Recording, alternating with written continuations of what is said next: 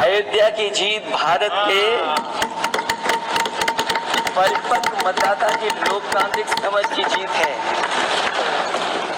और हम तो अध्यक्ष महोदय यही सुनते आए हैं, होए वही जो राम रचि राखा। यह है उसका फैसला जिसकी लाठी में नहीं होती आवाज। जो करते थे किसी को लाने का दावा, वो है खुद किसी के सहारे के लाचार। हम अयोध्या से लाए हैं उनके प्रेम का पैगाम। हम अयोध्या से लाए हैं उनके प्रेम का पैगाम, जो सच्चे मन से करते हैं सबका कल्याण।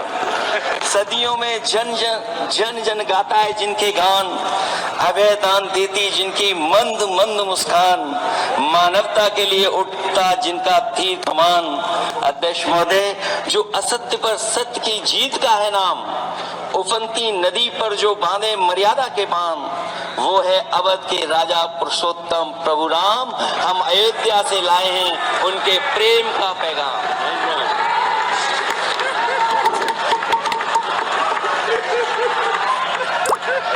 अध्यक्ष महोदय,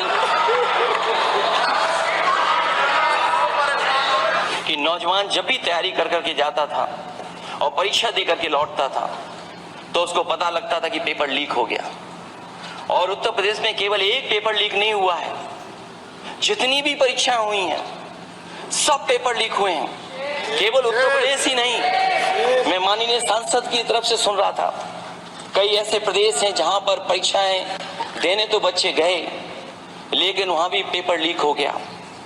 और अभी जब 4 जून को रिजल्ट आया, उसके बाद जो बात उठी है, देश की सबसे प्रेस्टिजियस परीक्षा, उसका भी पेपर लीक हो गया।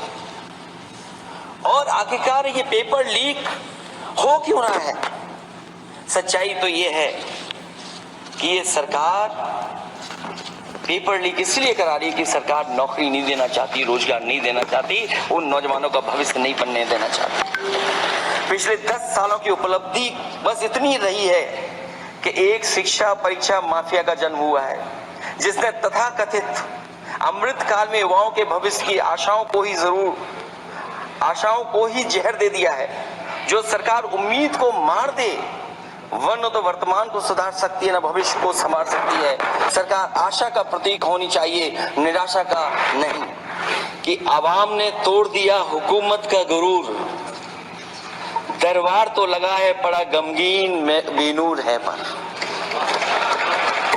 अध्यक्ष महोदय, दरबार तो लगा है पर बड़ा गमगीन बेनूर है। और पहली बार ऐसा लग रहा है हारी हुई सरकार विराजमान है।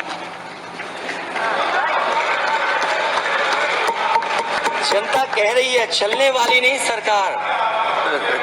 अध्यक्ष महोदय, जनता कह रही है चलने वाली नहीं, ये गिरने वाली सरकार है। और क्योंकि ऊपर से जुड़ा कोई तार नहीं, नीचे कोई आधार नहीं, अधर में जो है अटकी हुई वो तो कोई सरकार नहीं।